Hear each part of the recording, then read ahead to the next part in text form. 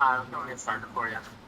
Hi, can I have a salted caramel cream cold brew, a grande? And Anything else? yes, Josiah's my first grandchild. you definitely want to do them all. Mm-hmm. Yeah. My husband and I are raising our granddaughter, Josiah. Our son, he was a guest of the state at the time, and his girlfriend was pregnant.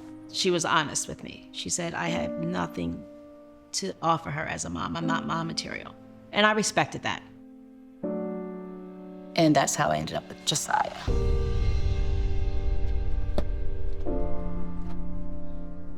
When my son came home, she was halfway through kindergarten. I thought, okay, by the time she done 5th grade, I kept giving myself these goals. By the time he will have himself together at the latest. Well, that didn't work out.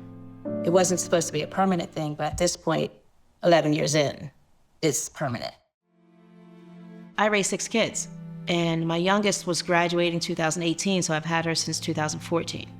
I used to talk about, in 2018, I'm gonna be kid-free. It's a lot. I mean, we have highs and lows, but yeah, in the beginning, I'll be honest with you, I was angry. People don't know I'm even her grandma. They think I'm her mom. We love her like she's my daughter, but she's my granddaughter, and that's another thing too. Like, she's my granddaughter, but I don't get to be her grandma because I'm her mom. Yeah, I gave up a lot to do that. So I am very grateful for living with my grandparents and everything, but it's just different. As she started to talk, she would say, Mom. And even my son from college, my daughter, and all of it, they were like, she's not your mom. And then I remember her saying, she was like 3 or 4. Well, she's the one that takes care of me, so that's why I call her mom. Sad sometimes I don't live with my parents because I don't really get to experience that fullness of having your mom and your dad and them together. Her dad kind of co-parents. He's home now. He's been home since she's been 5. He has a girlfriend, he has another child now, and a stepchild, and it just hasn't worked out. Like when I go over to my dad's house, since I have siblings, it's a lot different than when I am here. So I'm not their top priority a lot of the time. I'm his parent, but I'm also her parent. I know he wants to be more, but being, just phone calls, you can't always just parent through a phone call. You have to have the day-to-day, because I'm doing all the work, but yet he wants all the say-so. And I think that's where we battle. And that's sad too, because that was my firstborn. I shouldn't have to battle about raising his child. So that's a loss. But we're working on it. It's so hard. My thing at this point, you're grown, she's not, and my focus has to be her. So what's the negatives with living with your grandparents? You guys get cranky sometimes, and sometimes I have to deal with it. But I don't mind it sometimes because I get cranky too. It's not easy. You're my oldest grandchild, but you're not my only grandchild. So I notice sometimes, like when your cousins come over, you are kind of like cranky, as you call us. Because when I have all those people over and all those siblings over, I'm not used to it because usually just the 3 of us.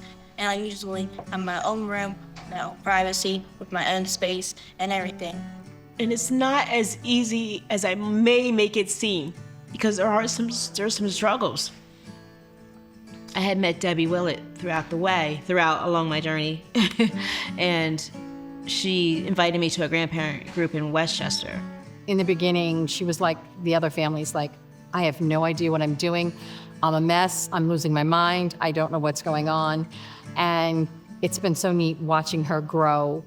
And then from there, she started one for me in Coatesville. Now it has grown. And without that, I don't think, without her constant support, it's a lot, because you're at a different stage in your life. And I think the greatest thing is she's such an advocate for the other grandparents in the group. They'll say, well, I'm doing this, I can't do this. And she says, yes, you can, you'll get through it, you'll do it. So it's been really neat watching her grow, in that experience. It's been really neat. It's coming together with other people in the same situation that truly understand what you're going through. And your struggle might not be exactly theirs, but you can sometimes help each other. And then for the kids, it's great because all the kids there are being raised by someone other than their parents, so they don't feel different. These kids have all been through trauma. If you see a child's being raised by someone other than their parent, the first thing you should think of is trauma. So do the best that you can, be there for that child. You're gonna make mistakes, we all do. But the one thing about being a grandparent, raising a grandchild, you know what you did when you had your own kids, so you can you grew. You became a better parent. And it does get better. You have lots of fun times. Like, she's been everywhere with us. She's always with us. She's our little sidekick. Being a grandpa and raising my granddaughter. When it was first proposed to me years ago, when you were a baby and you came to live with us, I wasn't thrilled about the idea of raising another kid after raising 6 kids. After you came, and about, I guess, a couple of weeks in, I realized this was where you were supposed to be. I can't imagine life without you at this point. And It's not for the weak, but focus on that innocent child because they didn't ask for this. Do you like it when people call me your mini me? Yeah. That's good. Do you like it? Oh, yeah, I do. But I have 5 more years, so I'm excited. And I'm never doing this again.